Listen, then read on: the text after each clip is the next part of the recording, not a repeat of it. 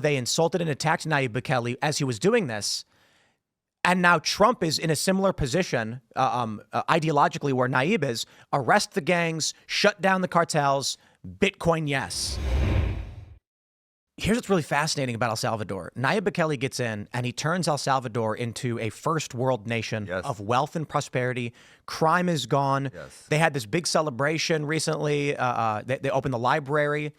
Bitcoin hitting 100,000. He's posting the National Reserve and how much money they've made. And I was playing poker over at National Harbor in D.C. Guy to my left was from El Salvador. And I forgot how the conversation came up, but he goes, we're actually going back home. Someone asked him, like, where you from? And he's like, El Salvador. He's like, but actually, we're leaving. We moved here to get away from the crime, but it's so nice now we want to go home. And I was like, whoa. I mean, that's massive. You got the Syrian civil war is over, I guess. They've removed this, probably not, but Assad's out. And all these Syrians are like, nah, we're sticking around where we are in UK and Ireland. El Salvador just won them all back. El Salvador, this is the beginning of a nation proving that this is a path towards wealth and prosperity. But what I find fascinating is the hatred and resistance from the establishment, how they insulted and attacked Nayib Bukele as he was doing this. And now Trump is in a similar position ideologically where Nayib is. Arrest the gangs, shut down the cartels, Bitcoin, yes. We're going to be looking at a boon similarly, but we're exponentially larger than they are. So, when other nations see the same thing, a million is not out of the question. Did you? I was the kid that did that with El Salvador. So I was attacked by the media as well. I was the one that worked with them on that and announced it with them.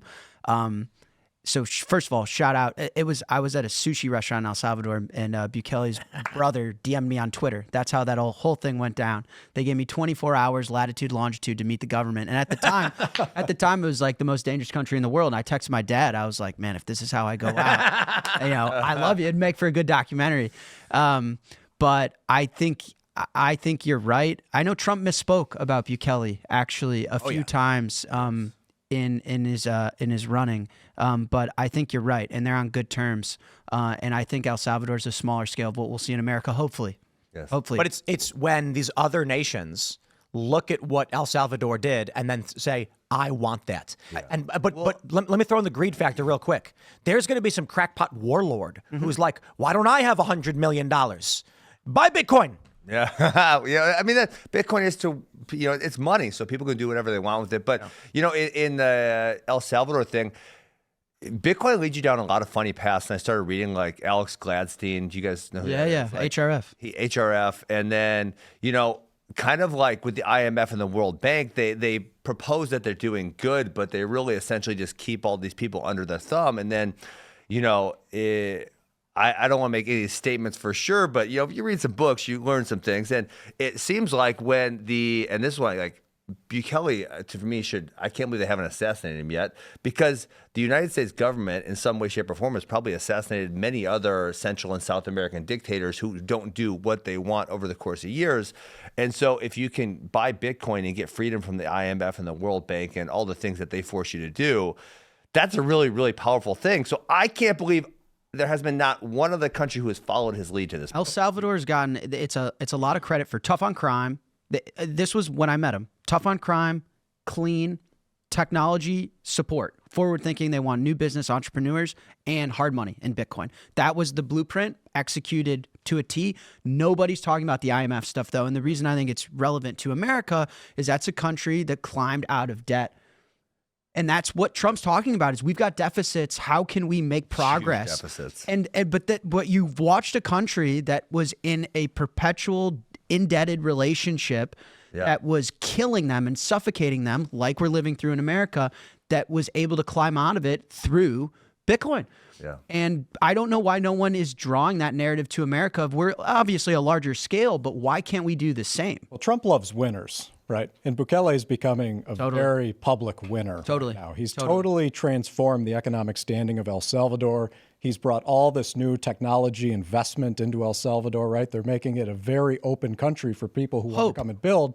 They're making it hope, right? They're making it hope for the world. And he's going to become a very big marketing tool for the rest of the world, right? Yes. You can't ignore that type of success because what were they? Murder capital of the world. before he started down this? One of them. One of them. Depending on the yes. metric you use, there's more murders in Venezuela, but not per capita. Honduras is the highest per capita, and El Salvador was like up right next to them. Yeah. And then to Jack's point, or I can't remember who made the point, but when someone wants to now go home to El Salvador from wherever they're at, that's a big shift because people were only leaving and they were trying to come to the United States and send money back. And that money was getting captured by Western Union on the way in the door. They were bleeding all that value out, wasn't getting home to where they thought it was going to be. Just that simple shift of saying, we're going to embrace Bitcoin. We're not going to attack Bitcoin, and we're going to support the growth of Bitcoin within our borders has been such a huge transformation for that country that I don't think it's going to be able to be ignored. I mean, this is historic dream come true level stuff. Look at this video. This is just the celebration they're doing. The things they've constructed, the crime reduction. Yeah. Wow. It's incredible. Yeah, you know the other thing that we haven't brought up yet in this conversation, and actually I was talking to my daughter about it on the way over here, but high time preference versus low time preference behavior. And when you really get into Bitcoin, you start going deep down the rabbit hole. I feel like it changes the way you think about a lot of things. So in a high time preference country where your money's inflating at an insane rate, so you know what was Argentina, but they're turning that around. Venezuela. Yes, no debt anymore. No debt. Totally crazy. Wow. But so on this high, if you get your paycheck on Friday and by the next Friday your money is devalued, there's absolutely no point in saving, because why would you ever plan for the future? Because your money is essentially going to go to zero. So there's no use in trying to save and plan for the future.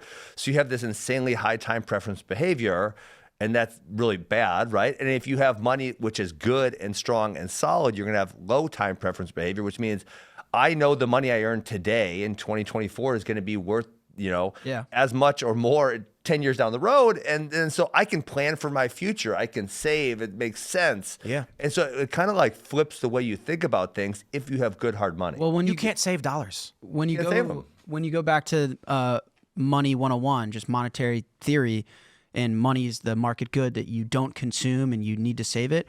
The intention of money is to be able to place a premium on tomorrow. It's our ability to value the future. And so there's a direct correlation to the harder the money, the better human flourishing in society, because we're able to coordinate and place a premium on tomorrow. And so that's fundamentally, and that's what Ben's talking about, is low high time preference. If your money's shit, then tomorrow's shit. If your money's hard and good, then tomorrow could be great. And your ability to have confidence in that, because everyone's preference is now. You want $10 million now or $10 million in 10 years? Well, I'll take it now. But our ability to place premiums on tomorrow and the future and not go to the beach every day, not spend everything we have right now on bottle service and Louis Vuitton bags. Seriously, I mean, that's what you're talking about, 100%. 100%. Yeah. So let me pull this up real quick.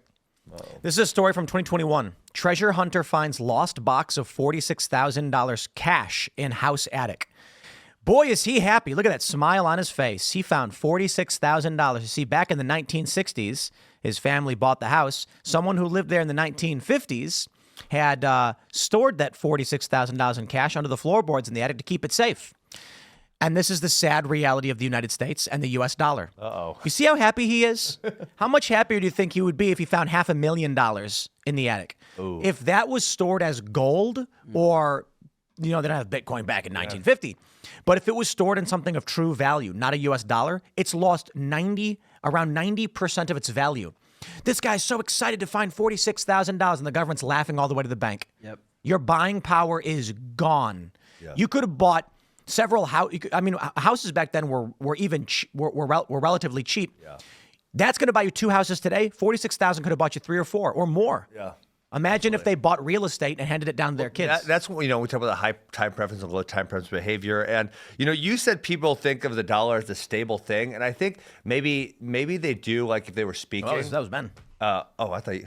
Maybe both of you. Yeah, I said he was right. That's how I think of it. And but I think subconsciously or inherently they almost know, because every friend I have, I've only convinced a few to buy Bitcoin. They're stubborn. It's unfortunate. But every friend I have who makes any kind of money knows that they don't hold cash in the bank. It's not like they just get their money and they hold their money. And if money was good and money was hard, I don't have to have a second job. I can just get my money, I save it, and then 10 years it's worth the same amount and I can spend it.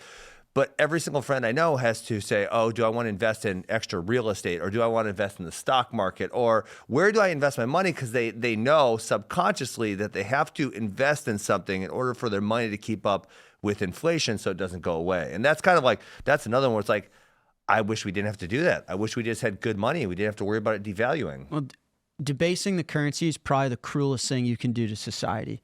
And you can, what human level KPI do you care about to measure how society's doing? Obesity rates going up, cancer rates going up, divorce rates going up, child per woman crashing. At one point, life expectancy was crashing. Recently, like 2022, I haven't gotten an updated statistic. But if you create a society where, to Ben's point, you're supposed to be a doctor, you're supposed to be an engineer, not 50% doctor, 50% expert on central bank Japanese monetary policy and your Robinhood account. Seriously, and people are getting unhealthy because they're compromising on the quality of their food because they can't afford it. You're eating seed oils, you're eating trash, right? And so it's the worst thing you can do to a civilization is you're basically sucking the life out of it by sucking the purchasing power, the monetary good out of the people. It's evil. And you're training them to be borrowers, to go deeper down that hole, right? People are going into deep debt to fund the lifestyle because the money's not worth it. They can't get ahead. They can't save. They can't do anything. No, but they trap you. But you can get points for a credit card. They trap you into the student loans. And listen, don't judge me. I invested in a company and not Bitcoin. It wasn't that much money. But this, one of my friends who works at a bank said, hey, there's this young kid and we can't give him a loan. Maybe you should talk to him. And this kid wanted a $40,000 loan. I didn't invest all of the 40, but he wanted a $40,000 loan for his ketchup business. He already had POs for, shout out ketchup, please. It's really great. It's healthier than regular ketchup also. He wanted $40,000. He already had purchase orders from Hy-Vee. He had like a lot of, everything good. They would give him $200,000 in student loans, but they wouldn't give him a $40,000 business loan. It's like, holy shit, but he's already got revenue. He's already got purchase orders.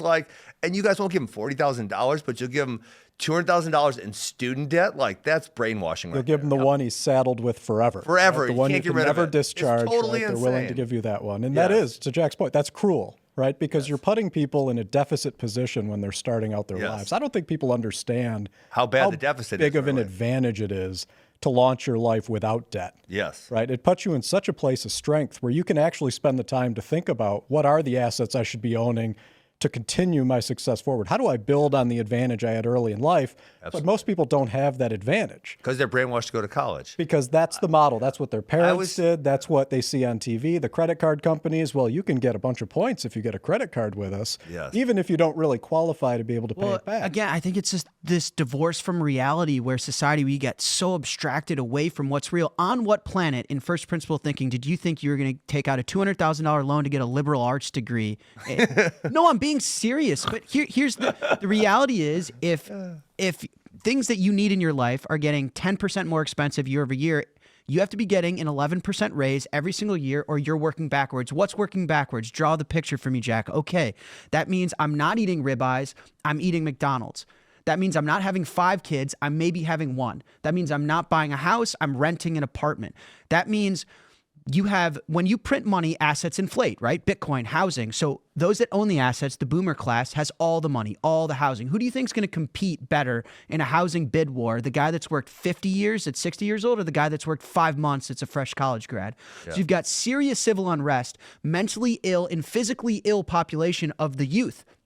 They're like now don't know what gender they are. It's sick kids that don't own assets, that are in perpetual debt, that are compromising on their profession and their quality of life because they're running a rat race. They're running on a treadmill. They can't make any real progress. Yes. And and then you get the civil unrest where everyone's mad at each other. No one can disagree. It's the most un-American America has ever felt. And I do think that, I think if we fix the money, fix the world is a common saying in Bitcoin. I think if we can fix the money, we can solve at least half of the biggest problems we face today. I fundamentally believe that. Yeah. Well, let me. I'm sorry. Just finish your point. I don't want to interrupt you. I was going to say, look at the depression and anxiety rates that have started to pop up in the last decade or two, right? I mean, when people feel hopeless, and that's the position a lot of people are finding themselves in, they're starting to feel hopeless, like there's no way out. That's when you're going to start seeing the massive rise in that. Yeah. And so the more education that can get out there to let people know that you have an alternative now, you don't have to be stuck in that system, that's a huge net positive for the world. And I do think that the youth, I'm starting to see them get really involved, right? And I think a lot of them are probably following Jack because he's electric. Yeah. But that education is going to pay dividends for their entire life if they learn it early.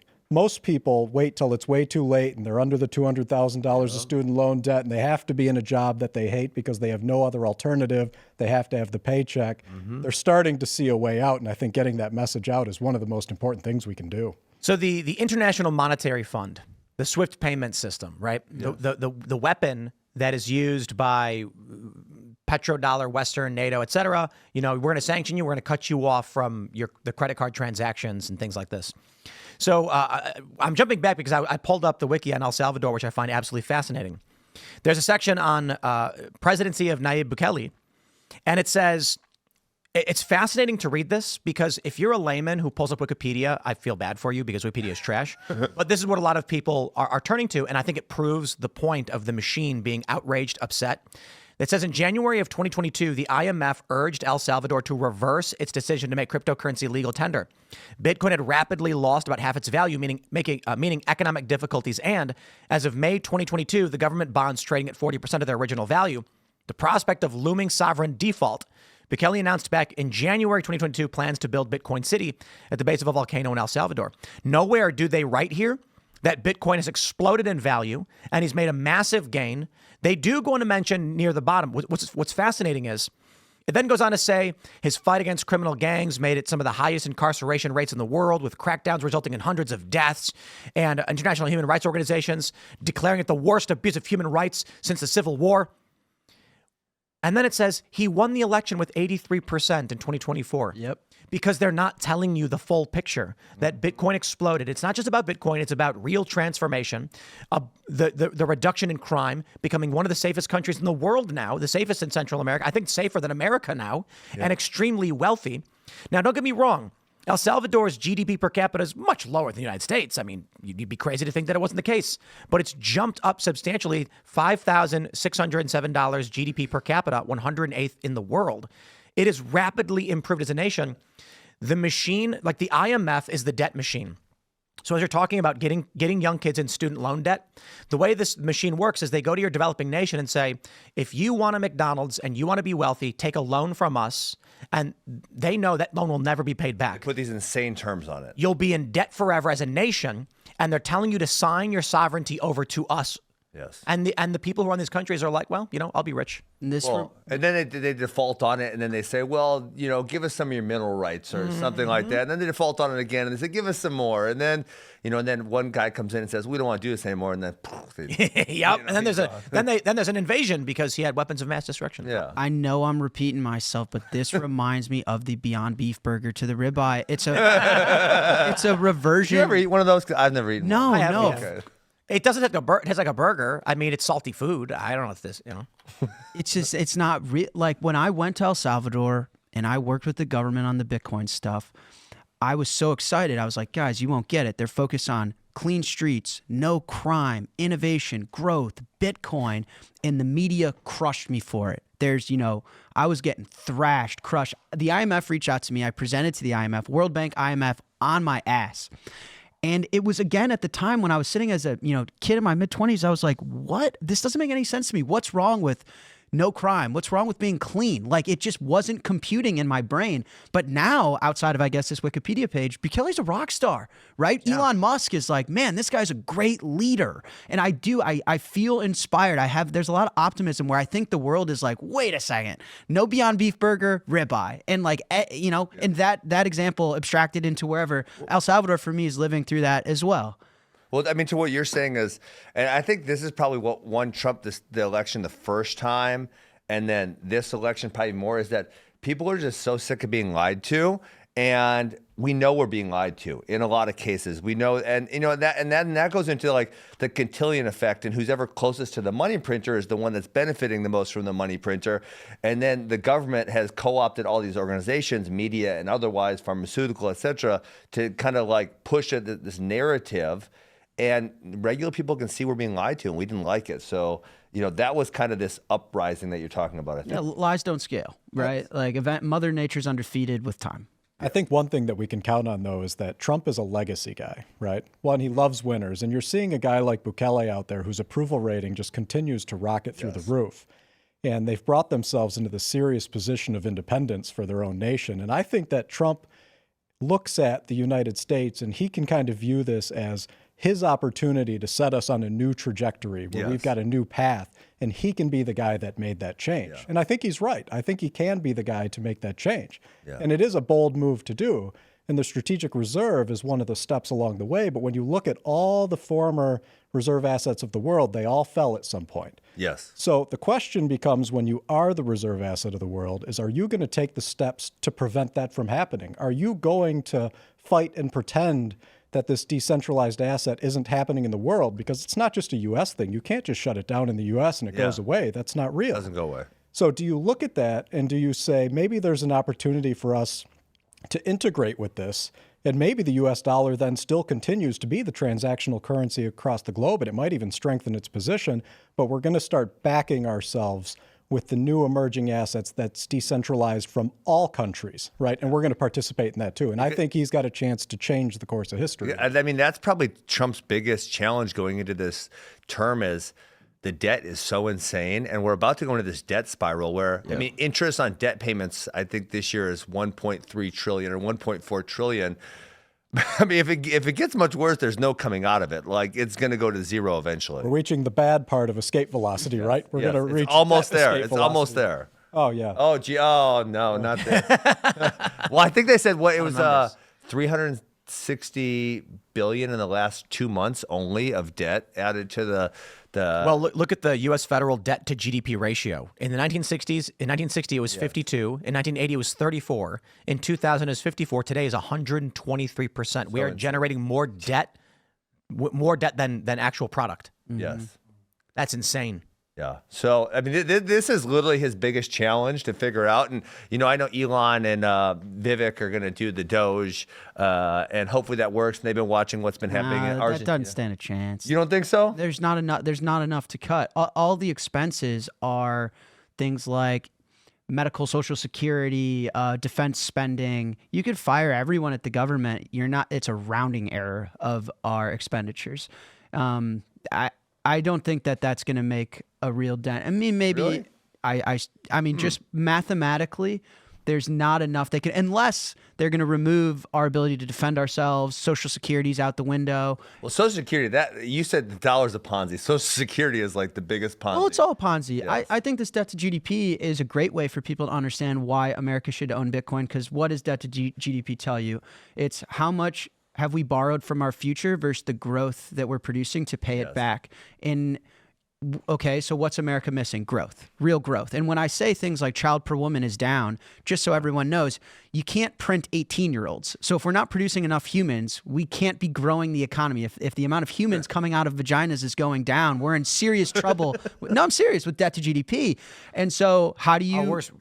They're gonna invite 60 million non-citizens to flood the country at the southern border. 100%, and that causes problems. So how do you buy growth? Well, what if I told you there was a thing that on average is growing 65% year over year over the last 10 years? It's the best performing thing in the history of mankind, and you can just buy it off the shelf. It's like, oh, I'll take a double cheeseburger, Coke Zero. Oh, and this thing that's growing so fast that if we lean into it, we could pay off our debt in the next 25 years. That's why the government would be interested. For those at home, it's like pretty simple. We have a lot of debt. We have no growth. How do you buy growth?